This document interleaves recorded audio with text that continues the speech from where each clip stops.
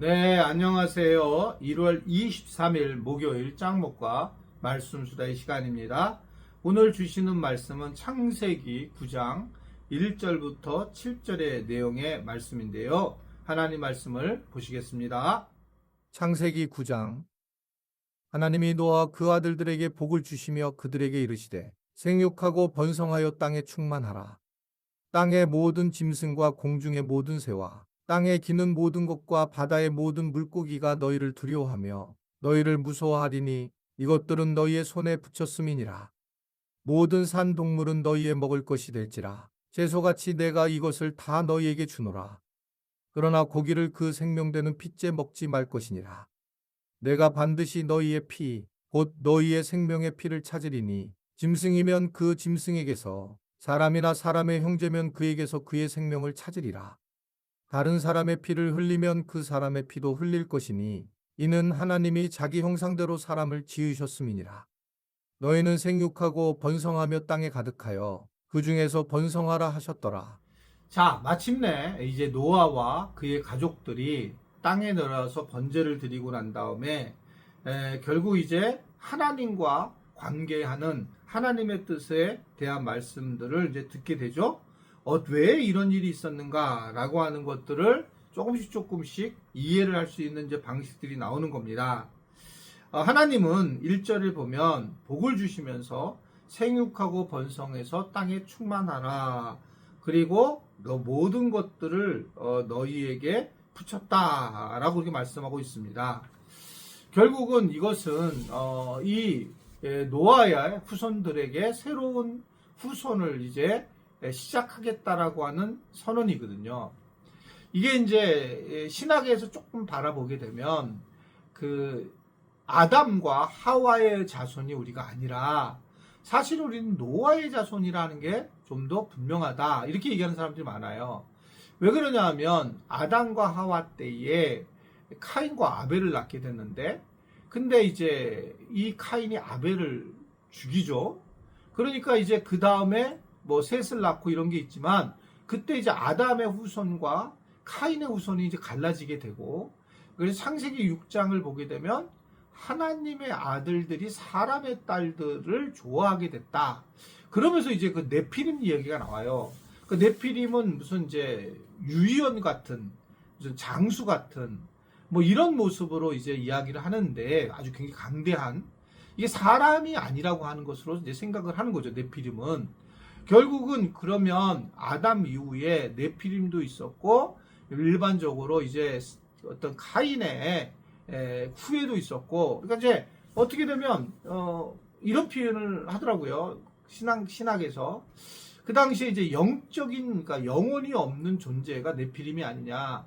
그래서 이제 그 영혼 없는 존재와 같은 그런 존재들이 있었을 것이다.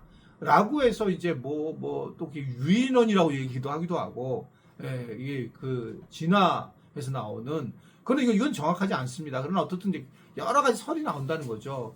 그래서 네피림이 그런 존재가 아니냐라고 얘기를 하고, 그러나 지금 그러면 현재 살아있는 사람들은 영혼이 있느냐 없느냐, 네피림의 자손이 있겠냐 없겠냐, 없게 된 이유가 노아의 홍수 이후에 노아의 후손들만 오히려 이제 그 영적으로 영혼을 가지고 있는 존재들만 구원을 받았다. 이걸 이제 얘기하는 분들이 꽤 많이 있고 상당히 일리가 있는 말이라고 생각은 해요.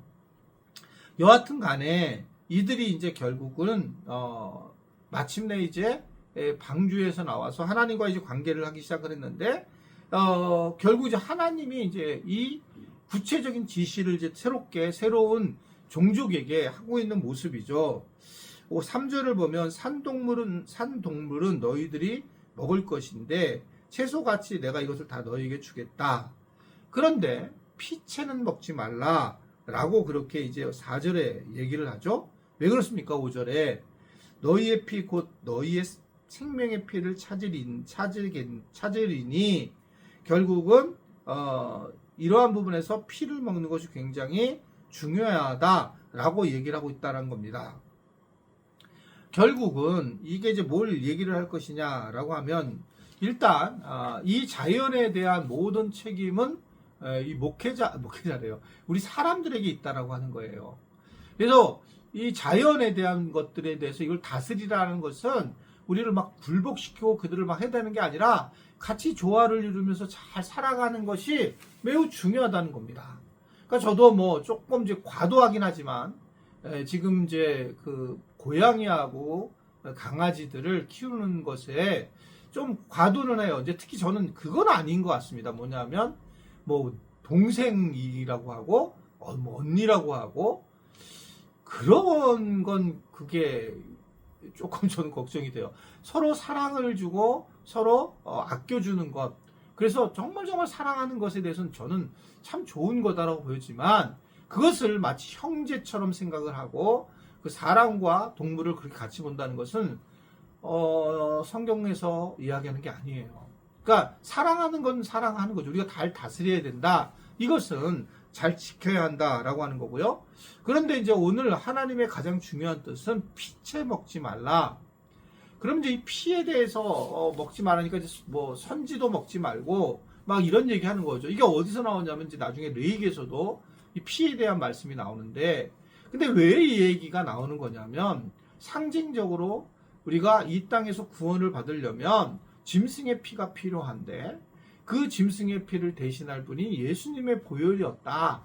이제 이 영적인 은혜의 대를 넘어가기 때문에 이 피에 대한 부분에 대해서 굉장히 거룩한 모습으로 취급을 하고 있는 것 뿐이지 이게 뭐 피를 어떻게 피째 먹지 않습니까? 고기를 구워 먹는데 피째 안 먹을 수 있어요, 이게요? 피를 어떻게 다 뺄 수 있어요? 거기에 피가 있잖아요. 그러니까 그런 부분에서 우리가 생각을 해야 된다. 생명을 위한 것들, 예수 그리스도의 생명의 보혈의 은혜를 경험하고 이것들이 이제 중요하다라고 이렇게 이야기를 할 수가 있습니다. 결국 우리가 이 노아 홍수 이전부터 파괴된 우리의 영혼이 이제 노아의 방주로 인해서 새롭게 형성이 되었는데 이제 그것이 다시 또 어떻든 이 형상이 파괴되는 것에 대해서 하나님은 우리가 조심해야 되고 그래서 예수님의 보혈로 우리가 죄 씻음을 받게 된다라고 하는 것을 우리에게 다시 한번 알려주는 것이다. 그래서 그리스도 형성은 완전히 이루어진다라고 하는 것을 분명하게 말씀을 하고 있는 것입니다. 우리가 뭐 피를 지금 먹느냐 마냐 지금 먹어도 돼요. 예수 그리스도의 보혈에 은혜가 십자가의 사건이 다 끝났고 우리에게 그 은혜를 주셨기 때문에 이제 먹어도 됩니다. 선지국 맛있잖아요. 먹어도 돼요. 근데 그때는 상징적인 언어로 피에 대한 이야기를 하고 있다.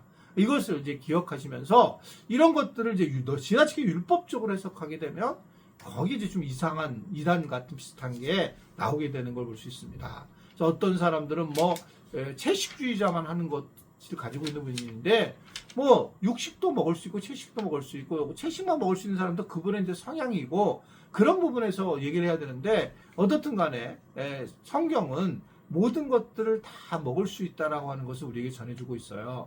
그래서 하나님이 피에 대한 얘기는 이런 얘기구나라는 걸 알고 모든 것이 예수님에게 초점을 두고 있고 구약도 그런 것으로 우리에게 다가오는 것입니다. 예수님의 보혈로 구원을 받았다. 이거를 이제 늘 기억해야 된다. 그것을 우리에게 전해주고 있어요.